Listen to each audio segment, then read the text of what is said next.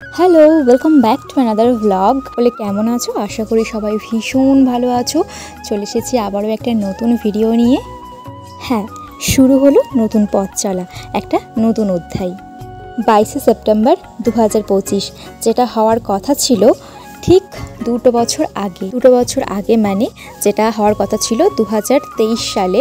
যেহেতু আমি এইচএস দেওয়ার পরে ডিএলএড করতে শুরু করি, সেই কারণের জন্য 2 বছর আমি আমার ক্লাসমেটদের থেকে একটু পিছিয়ে যাই। সে যাই হোক না কেন, যে কোনো একটা কোর্সে যুক্ত ছিলাম। 2 বছর পর আমার সেই স্বপ্ন পূরণ। হ্যাঁ, ছোটো থেকে ইচ্ছা ছিল ভীষণ রকমভাবে হায়ার স্টাডি করার। অবশ্যই সেটা আমাদের বর্ধমান ইউনিভার্সিটির এই গোলাপবাগের মেন ক্যাম্পাসে। তো আমি ভেবেছিলাম যদি এমএ করি তো এই মেন ক্যাম্পাসেই করব, না পেলে কিন্তু অন্য কোথাও আমি করব না। ফার্স্ট ডে এসে কেমন লাগছে বলো? মানে প্রথম দিন এসে ঢোকার এক্সপিরিয়েন্সটা কীরকম?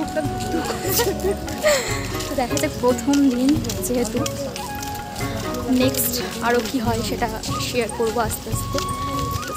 যেহেতু লাইফে আমার ফার্স্ট টাইম ইউনিভার্সিটির মেন ক্যাম্পাসে ঢোকা, তো বুঝতেই পারছিলাম না যে কোন দিকে যাব। তো অনেকটা রাস্তা ঘুরতে ঘুরতে শেষ পর্যন্ত আমি আমার গন্তব্যস্থলে এসে পৌঁছোই। হ্যাঁ, আমার বিভাগ হচ্ছে বাংলা বিভাগ। তো চারিদিকটা তো ভীষণ সুন্দরভাবে সাজানো, বুঝতেই পারছো বাংলা বিভাগ মানে কীরকম হতে পারে। চারিদিকে তো সাহিত্যের ছোঁয়া, চারিদিকে কবি সাহিত্যিকের ছবিতে ভর্তি।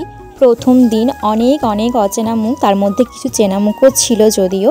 আর এই প্রথম দিন এই রুমটাই আমাদেরকে বসতে দেওয়া হয়েছিল। আর এই ভিডিওটা যেটা দেখছো এখন তোমরা, সেই ভিডিওটা কিন্তু হয়তো অতটাও ভালোভাবে ক্যাপচার হয়নি, কারণ এই ভিডিওটা পুরোটাই কিন্তু লুকিয়ে করা। কারণ প্রথম দিন তো বুঝতেই পারছো, একটু লজ্জা লাগছিল। তারপর আস্তে আস্তে তোমাদেরকে ঠিক আমি বিভিন্ন ধরনের ভিডিও শেয়ার করব ইউনিভার্সিটির। তারপর আর কি, নতুন অধ্যায়, নতুন পথ চলা, নতুন ক্লাসরুম, নতুন ইউনিভার্সিটি, সমস্ত কিছুই কিন্তু নতুন। আর আমি এখানে বসে বসে একটা কথাই ভাবছিলাম যে যেন 2 বছর ভালোই কেটে যায়। আর অনেক অচেনা ভিড়ের মধ্যে একটা চেনা মুখ আমি দেখতে পেয়েছি সর্বপ্রথম। তারপর কিন্তু আমাদের বাংলা বিভাগীয় স্যার ম্যামেরা চলে এসেছেন, তাদের সাথে ছোট্ট করে একটা পরিচয় হলো।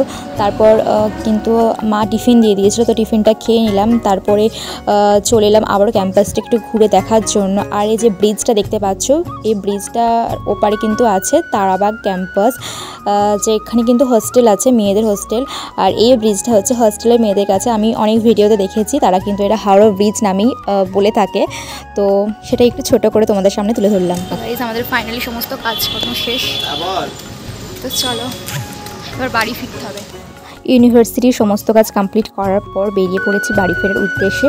আর তোমাদেরকে ছোট্ট করে দেখিয়ে দিলাম আমাদের বর্ধমানের রেলওয়ে স্টেশন।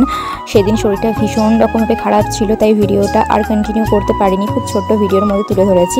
দেখা হচ্ছে নেক্সট ভিডিওতে। সকলে ভালো থেকো, বাই।